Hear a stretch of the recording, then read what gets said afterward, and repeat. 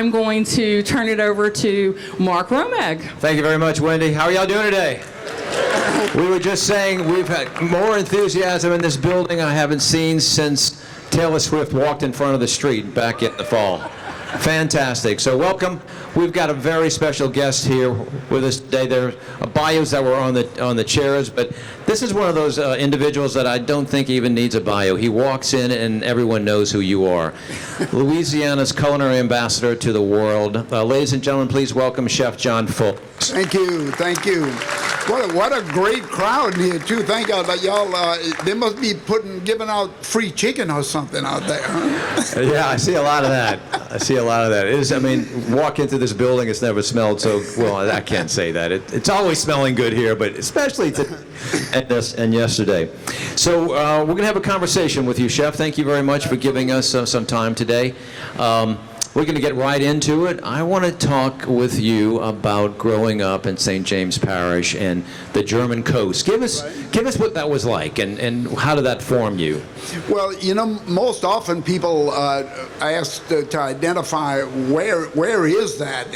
And St. James Parish is on the Mississippi River between Baton Rouge and New Orleans, so about 50-50, right? It's sugarcane country. Most of the folks there in that industry.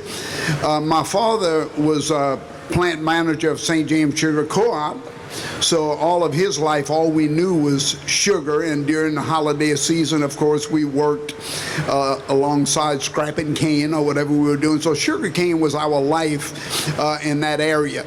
At the same time, the swampland was our back door, so you could walk right out of the back door of our house. The Mississippi River levee on the front, swampland on the back. We could walk about maybe 2-3 yards, and we would be in the swamp where you could have traps for my brothers were all big trappers for fur, mink, and of course all of that made money for young kids. They would spend all their holiday seasons like Christmas, Thanksgiving. All of my brothers would be in the woods trapping and hunting. For some reason, I didn't particularly care that much for it, so with the help of an African-American saint I call Mary Fascio. My mother died in 1955, and it was an African-American woman who had 5 daughters of her own who knocked on our door and told my dad, my dad said, "Can I help you?" And she said, "No, sir, but I think I can help you." And Mary went on to say, "I met your wife. It was a pouring down rain day. I noticed on the clothesline was nothing but diapers. So I went in and I saw this woman 9 months pregnant. So I got her out of the rain, put her on the porch, hung the clothes in the rain. And then my mother told this woman, if anything ever happens to me, I sure hope a wonderful woman like you would look in on these children." Well, Mom died in childbirth a couple of days later. And Mary Fascio, this African saint, knocked on our door and said, "I'm here to help." She was with us for almost 30 years or so. All of her daughters were older than us, all girls. And Mary ended up being the woman who said, "John, if you don't want to go hunting fish, why don't you stay in the kitchen and work with Mary?" So I'm here today because of that African-American saint. Wow, what a story. That is fantastic. Obviously, okay, she brought you into the kitchen. What were some of those early dishes you remember that Mary prepared or that has stayed with you these many years? Again, I have to say wild game, venison. The Mississippi River was at our front door, so we have shrimp boxes to catch river shrimp. You have to remember, everything came from the land in those days. The nearest grocery store was probably about 15 miles away, and we had no car, so we couldn't get to the grocery store. So we became very very dependent on as I mentioned, the swamp floor pantry. Everything was available for us there, and I think it was at the hands of Mary who realized that she knew so much about foraging from the swampland that she could pass it on to us.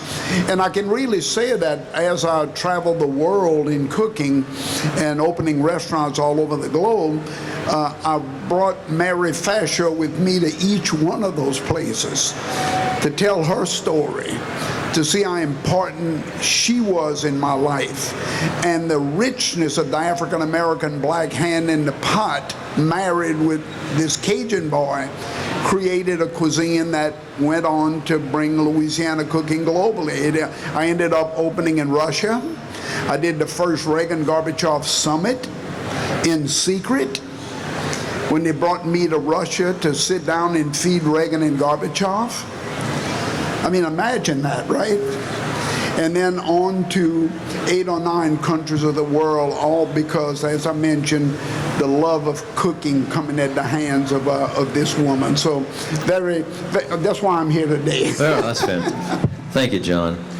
Now, I'm going to quote you, and I'm going to ask you to tell us how it has affected your approach or your philosophy. You said, "Risk is the tariff paid to leave the shores of predictable misery." Yeah. So you're an author, you've opened restaurants, you've got food manufacturing, you've even opened a culinary institute. Right. How has that shaped you? Well, I think it says it all when you say risk is the tariff paid to leave the shores of predictable misery. I don't really know how I put all those words in one sentence, but it flowed easily because it's the truth. You know, it's so simple to realize that in the land of plenty where we are in the New Orleans area in Louisiana, we have the just so much, not only richness in cooking and handing down in cooking, but sharing as well. And I think we were such a sharing community that people fall in love with the South. They fall in love with Louisiana because they realize that there's a certain, I guess, almost like childlike in your love of what we're doing. And I never tire, no matter where I go, no matter where I travel around the world, to be able to sit down and talk a little bit, not only about our cooking, not only about our ingredients, but the 7 nations that founded us, how did they incorporate their cuisine to make us better? And at the same time, it created a love of culture in our lives. We have no disrespect for culture in South Louisiana. We love all of our 7 nations, and I really think y'all all agree with that. Yeah, so speaking of the 7 nations, how do they find themselves on the plate now? As you speak to this and the ingredients? Well, you know, early on when I started to define our cuisine, I wanted to define it from the roots of Louisiana. So I just began at the beginning, Native American. Well, what were the Native Americans? How did they survive? How did they hunt? How did they cook? How did they preserve? And I became really infatuated with the study of these cuisines. You know, so here you have the Native Americans. Next you have all of the French and all of the explorers coming in and bringing a little bit of their cuisine here, loving the land, so decided to stay. And once the French and the Spanish and the Germans, the Italians, the Africans who came in slavery and gave so much to us, the English as well. And to think that one culture of us in Louisiana can marry those nations into one pot to create a cuisine that's unmatched anywhere in the world. I'll put it up to anybody, and I have. So thank you for that. You mentioned opening up a restaurant in Moscow. Can you expand on that for us? And this is 1988. It's the Reagan-Gorbachev Summit. Yeah. How were you selected, and what was the experience like? Because we're talking Soviet Union at this point. Yeah, so it was the Soviet Union, and I had my Lafitte's Landing restaurant in Donaldsonville was at the foot of the Sunshine Bridge between Baton Rouge and New Orleans. And one Sunday I was in the restaurant, and one of my waiters came to me and said there were two gentlemen at the front door of the restaurant, and they can't speak English. So I don't know whether to sit them or not sit them or whatever. So I went out. Well, it ended up being two gentlemen from the Soviet Union. And they had come in to eat. They had been to New Orleans, and they were searching out Louisiana cuisine. What was this craziness about? Why was so many people excited about Louisiana cooking? And some way or other, they found their way to Lafitte's Landing. Took them in, couldn't speak a word of English, but they kind of made their way through the thoughts about what they wanted to eat. And upon finishing their meal, they put a letter on the table. And when I opened it up, it was a letter from the Soviets asking if I would be willing to come to the Soviet Union to create a cuisine with the chefs there, mainly because it was that time in our life when Americanism versus communism was really heavy set. And it was the Soviets making the first move to say, let's see if we can go open up some conversation, and it just happened to fall on my restaurant some kind of way or other. But what a lucky break that was. And then, of course, they invited me to do the first Soviet-American culinary exchange. And once the international news started to read about this Cajun guy from Louisiana meeting up with the Soviets and being invited to the Soviet Union to do the first Soviet-American culinary exchange, everybody wanted to know how that happened. So I started getting restaurateurs and other people come into my restaurant and say, how did you do that? How did that happen? So I couldn't answer the question how it happened, but it certainly put our restaurant on the map. And then from there, of course, other countries started to call upon me to open restaurants to say, well, if Russia could do it, maybe you could do it in France. Maybe you could do it in England. And of course, we started to bring Louisiana cooking globally. So you did it at the Vatican. You were the first non-Italian chef to do a Vatican state dinner. Yeah, and for a Catholic boy, and an altar boy, to think that I'm sitting there in the Vatican with the Holy Father and then having a private audience with the Holy Father. And I'll never forget, when I walked into the room and, took his hand, and he said, so you are the American chief. I said, boy, we've been saying it wrong all these years. The Vatican must have it right. But anyway, we had a great conversation about, so here I am on stage, having this great conversation.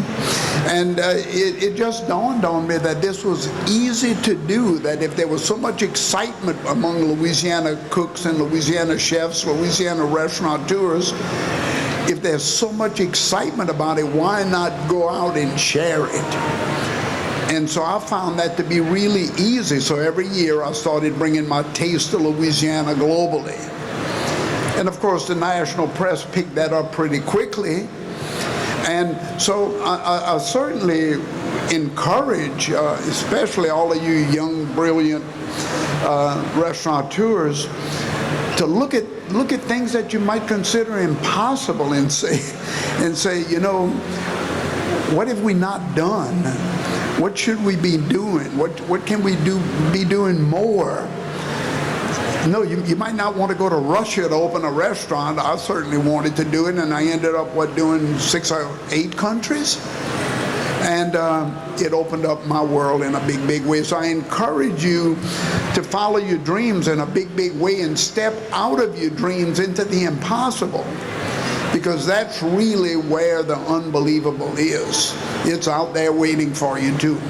Well, that's a great segue to this next topic, and that is the creation of the Chef John Folse Culinary Institute at Nicholls State University. What was the inspiration behind that? Well, it was a lucky day in Louisiana when I was at my White Oak Estate and Gardens in Baton Rouge. And I had two visiting chefs who had come to New Orleans, and they wanted to experience Louisiana's regional cuisine. And I brought them to my White Oak Estate and Gardens in Baton Rouge, and I was doing a little cooking segment for them. Gumbo, etouffee, jambalaya, you know, the usual casuals.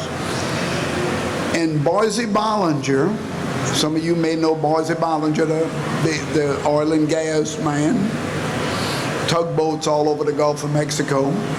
Boise Bollinger walked in with Dr. Donald Ayo, president of Nicholls State University. They just happened to walk into my little kitchen where I was cooking, and I had two chefs who had come to work with me for that week.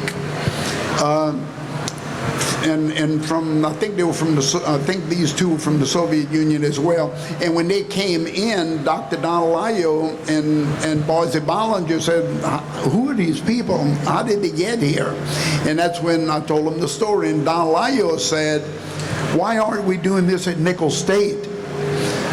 We have the great university, 4-year school at Nicholls, and you're going to Russia to, you're teaching Russians how to cook? What about teaching Louisiana boys and girls to cook?" And that's how the Chef John Folse Culinary Institute was founded, just on that day when Boise Bollinger and Don Layo walked in and saw me teaching to Russian visitors Cajun cooking. So, you know, guys and girls, you never know where you never know where the diamonds hit the floor. You know, you never know. You just have to keep your eyes wide open at all times, because I can tell you, opening restaurants all over the world, opening impossible restaurants like in Russia, China, Beijing, I did it because I wanted to.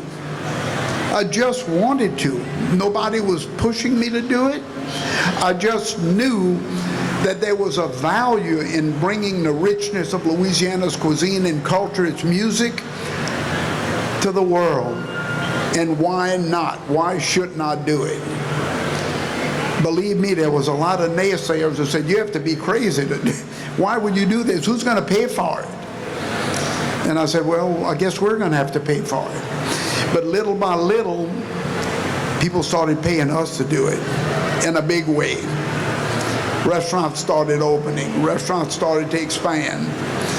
Food manufacturing opened up at my USDA. I'm the largest USDA factory in the South. I cooked for most of the national brands globally. 18-wheelers pulling out of my driveways with most of the foods going to some of the greatest restaurants sitting in this audience right now who might not know I cook for you. So I encourage all of you to never look at anything as impossible. Look at it as opportunity. Just look at it as, I can do that too. If he can do it, I can do it. So yeah, so Chef, I mean, your mentoring of so many students really is deeply appreciated by all of us. Have students ever surprised you? and how have they surprised you? What have you learned from your students? Because they're learning so much from you. Well, I mean, that's an easy question. They inspire me every single day. It's amazing what these young men and women who are coming out of Louisiana kitchens, in most cases, already are great cooks. They already know etouffee, jambalayas, gumbos of every kind, smoking of all the different meats, sausage making. It's just what they do every day in their own homes in South Louisiana. They're hunters, they're fishermen. They know how to process and smoke meat, so they're coming to my culinary school already well trained in many ways. We just need to polish them up a little bit in the sciences and how do I make money in this? How do I make money in this fun and games that I'm doing every single day? That's my goal, is to inspire them to, okay, you know how to cook, you love cooking, now let's see if we can make a livelihood out of it. And that's really what my goal is with the Culinary Institute at Nicholls State, is to turn a tremendous group of talented, just full of energy young people into entrepreneurs. That's what we want our next generation filling your restaurants, filling your all of the operations, catering companies. We want them pouring out of the Chef John Folse Culinary Institute with hopefully a 4-year degree, because not only are they great cooks, but they're already great businessmen and women. And what's the greatest failure in the restaurant business? The lack of operational ability. So at Nicholls, we're pouring in, first and foremost, how do we make money in this business while we're cooking, while we're learning to cook and creating plates. That's our goal there. We want to make businessmen and women out of these chefs. So, in talking to chefs, speaking with chefs as you do all the time, how do you suggest to them that they reflect their own culture and heritage in the dishes that they prepare? Not just cooking to cook, but to reflect themselves in their dishes. What do you tell them? Well, I tell you, one of the greatest things about cooking in Louisiana is the long line of heritage of cooking in Louisiana. There's very few young men and women coming into Nicholls State University who's not from that swamp floor pantry. They already know the fundamentals of basic cooking. They know how to make a roux. They've been doing it since they was 8, 9 years old with their grandmothers and their grandfathers. Their fathers and brothers, in many cases, were hunters. They knew how to skin game. They knew how to make rabbit sauce piquant, you know. So what they were learning, just kind of an innate characteristic, just sucking it up from their environment, created some really talented young cooks. All we needed to do was to polish that apple, right? We need to get them down, settle them down into that desk, and realize that it's not only about cooking, it's about making money. It's about saving your company. It's about expanding your operation. It's not only about cooking. We all want to cook. We all want to jump in the pot right away. But that's not the end game. The end game is making money out of this fun-loving job we're in. And so that's one of the things that I focus on most at Nicholls. I don't throw my students, or say our students, we don't throw them in the kitchen right away. We want them to know that the success in the kitchen is going to come from your ability to operate that kitchen. So that's an important part of what Nicholls is all about, and I'm very proud of that program. Well, as you said earlier, that Mary is part of your story and how you prepare and what you do in the kitchen. That's important for students to bring their own story, right? They all, as you said, come from a similar area, so they've got wonderful stories that they can tell through their dishes. Well, and I mentioned it before, but I'll say it again. I'm shocked at what I get from my students. I mean, it's amazing. They're coming to our class to study and move on to a higher level of culinary, when so many of these students from the swamplands of Louisiana are already really great cooks. We just need to define them. We need to pull them back.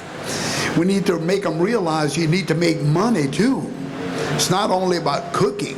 It's about managing the pot, managing the kitchen, making sure that there's, you know, that everything coming into that operation is going to go out in the form of $1 to the cash register. Most young cooks don't care that much about that. They want to cook. They want to get in there and cook. They want to show you how good it is, how good I am, and they are good. But we have to settle them down. We have to pull that reins way back on them and say, look, forget about that for a little while. Let's get into the business of cooking. And that's really where I think Nicholls has really expanded in a big, big way the opportunity for young culinarians who want to get that 4-year degree or that 2-year degree, but at the same time be able to pick up the business acumen, which is the most important part, because most of the young kids coming out of Louisiana already know how to boil crawfish. You know, they already know something about cooking. We need to teach them something about making money with what they're cooking. And that's what I'm stressing. So the graduates from your program, where do you find them landing? Obviously, it'd be great if they all started restaurants in the community, but where do you see them going? What's a typical graduate doing? Well, the great news is that today we are being sought after by, first of all, culinary schools around the country that want our students to come and spend maybe 2 years in our schools up in the Northeast or out West or whatever. So to diversify that education, to expand that education. We all want to be great coubillon cooks. We all want to make great gumbos, but the world is much bigger than that in cooking. And at Nicholls, it's a lot of times we have to sit a student down and say, don't get discouraged over not cooking yet. We don't really need you to cook yet. That's going to be one of the classes you're going to get along the way. We want to teach you how to make money in cooking so you can sustain your operation. So I think the success of Nicholls has been to do two things in one little capsule, let's say, that brings the student who's very interested in culinary into the kitchen to get all fired up by it, but then to realize that the end goal is the business of cooking, the business of operating that restaurant, like my Restaurant Revolution here in New Orleans. What an unbelievable gift that was to me from Sonesta, to be able to showcase that beautiful space. And look how successful it is and how many young students are being put into Revolution to come on out into the world. So yeah, our job, I think all of us as chefs and cooks or managers have to instill in our employees that it's not always about stirring the pot first. It's realizing how much money is coming out of the pot, and then make sure you can be very creative in your cooking. Yeah. So you've traveled the globe, and obviously I think you probably live by the philosophy that food brings people together. Let's expand on that. I mean, because obviously it's a business, but you are one of the greatest ambassadors coming out of the state of Louisiana ever. So speak to your experiences traveling the globe and what you've seen as people have gravitated to your product and your passion. Well, I mean, no doubt about it. I think all of you know clearly that the experience we gain from travel, the experience we gain from rubbing shoulders with other restaurateurs, no matter where, whether they're in our country or otherwise, the ability to share experiences is really what matters. So if you can get out there, as I was lucky enough to do, and I don't know how I did it because I certainly didn't have the money to do it, but we did it due to the passion. My goal was to go out and bring Louisiana cooking to the world. Now, how did what made me think that that was possible? Well, I was so passionate, as you are, about the cuisine and culture of our state. We want to share it. We want people to know it. We want people to taste it. We want them to get excited about being here in Louisiana. Well, it dawned on me that taking the cuisine out of Louisiana and bringing it to the world opened up a global response to Louisiana. I mean, and we started then having major companies from all over the world calling us to see if they could bring 2 of their chefs to Louisiana to study New Orleans cuisine. They didn't know what the cuisine was. It was New Orleans cuisine. They didn't know Cajun, Creole, or whatever. They just knew it was the cuisine of the South. So I think just the opportunity for us to travel and bring Louisiana cooking around the world also delivered a lot of unbelievable culinarians and restaurateurs to Louisiana that we wouldn't have had we not brought Louisiana cooking to the world. So it's been a great symbiotic relationship. It's been really, really unbelievable. And hence we go back to those 2 Russians showing up at Lafitte's Landing, right? Well, and I should probably stress on that a little bit more, because remember, Lafitte's Landing is in Donaldsonville, foot of the Sunshine Bridge, and on a Sunday at 3 o'clock, 2 Russians at the front door. Huh? Think about that. 2 Russians. One could barely speak English, but could speak enough to say, I'm here to cook. I'm here to cook. And I said, cook what? You know.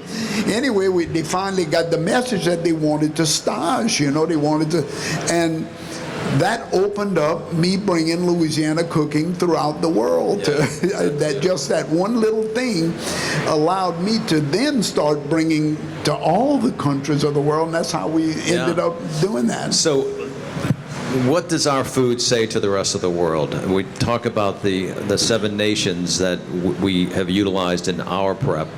What does our food tell to the world? Well, I think more so than anything else, it's the hospitality side of the Louisianian, men, women, children, that is just inspiring to people. Just our openness, our desire to help, our willingness to share everything without paying for it. Well, people always say, well, what's it going to cost me to come and do that? Nothing. You come on in and do. Well, what do you mean nothing? Just come on in and study with us for a week. We don't need to be paid to do it. We're honored to do it. So I think personally, my greatest message to all of you is, I think, to what you already know: open the doors wide to those who are crying to learn more, the young people who are just destined for greatness. We need to help them reach it. We need to help them reach their goals. A lot of times, I came from a world with, like I say, my mother died, my dad raised us, and it was an African-American mom who took care of us until we were all grown up. And it was that introduction to the different nations, the different cultures, the different food, the black hand in the pot versus the white hand in the pot, created John Folse in my world today. If it wouldn't have been for Mary Fascio, that African-American woman, I wouldn't be on this stage today. But yet, she had never been in a restaurant. She had never eaten in a restaurant, maybe couldn't even get in a restaurant in those days. But it was that woman who inspired me to take Louisiana cooking to the world. Think about that. The gift she gave to me, right? It's impossible to think about. I brought with me this 50-pound book. So I just got to ask you, your inspiration behind the encyclopedia. Wow. I mean, that's a lot of information. Well, I have to say, a lot of people thought maybe arrogance, you know. Well, I thought for sure that it was time for somebody to write a tome on the uniqueness of Louisiana cuisine. It wasn't, I'm going to say, wasn't difficult to do, because all of us sitting here are good cooks. A lot of great chefs sitting here now. That book is now in most of the culinary schools in the world, not only the United States. This book right here has taken Louisiana cooking to the world. And that's impossible for me to think about, you know. So I know without a doubt that the rest of my life needs to be dedicated to what we're doing right here today. Sharing, encouraging, helping build, and especially those who don't have that ability to take that next step up. Not all of us have that ability. We need to help these people. And so that's the way I'm going to spend the rest of my life, I can tell you. It's just continuing to cook. I guarantee you we're going to write more books. You've written more than 10. I did more than 10, but there's a couple more coming. Michelle is not happy about that. Michelle is my... Thank you. But yeah, we have a couple new books coming out, and but my greatest pride, I'll mention it again, for that book that we wrote in the swamps of Louisiana is now the #1 book in cooking schools throughout the United States and probably in half of the other countries. So that's what can I say. Fantastic. All right. All right, let's, as we draw to a close a little bit here, let's just talk about your personal cooking. If you could think about your very first dish you ever prepared, maybe it was in Mary's kitchen and she said, "Here, do this, John," and you did it. And then tell us what's your favorite thing to cook right now, or prepare. Let me say prepare. Well, that's kind of difficult in Louisiana to say my absolute favorite. I'm still a wild game. I love wild game cooking. I really do. There's just something about bringing a piece of wild game into a fine dining table is a little bit more difficult than doing a pané de veal. It's a little bit more difficult. You have to think about it more. How are the flavors? And so you know, I never want to complicate it because I want people to think that cooking is easy.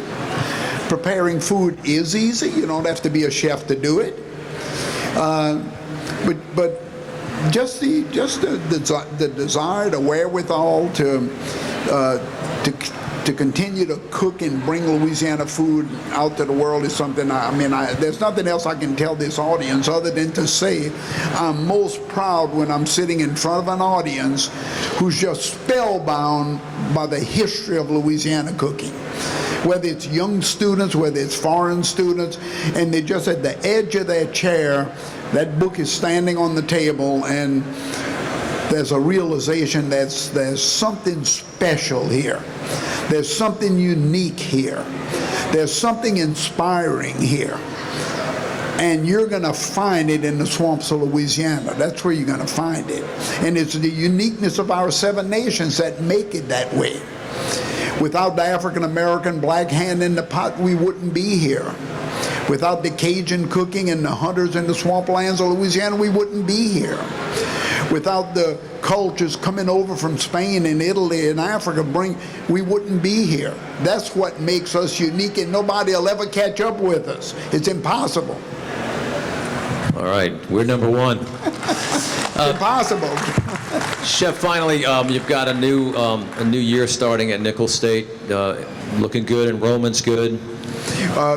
Nicholls is, I'll never do anything in my life, as I mentioned, that's going to ever outdo Nicholls State University. Because when we can bring in students from now all over the world, certainly from Louisiana, but all over the world, people are recognizing Nicholls State University in our 4-year program as one of the best in the United States. And why? Because it's all founded on the floors of the Louisiana pantry.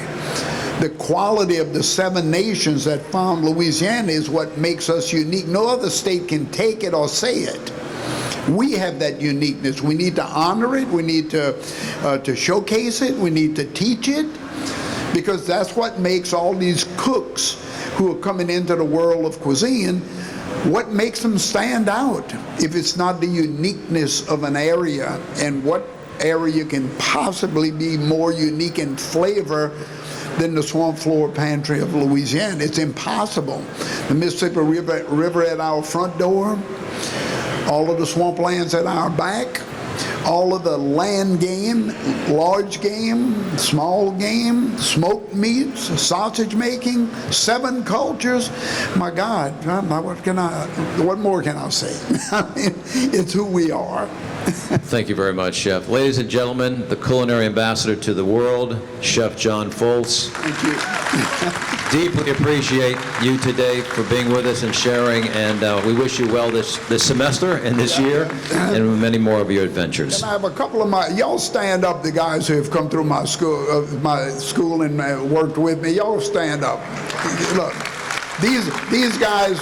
Look, these guys built our company, and they're building other people's company now, but don't build it too damn big, you hear?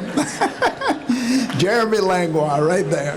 Thank you very much, Chef. We deeply appreciate you. Thank you so much. Ladies and gentlemen, Chef John Folse.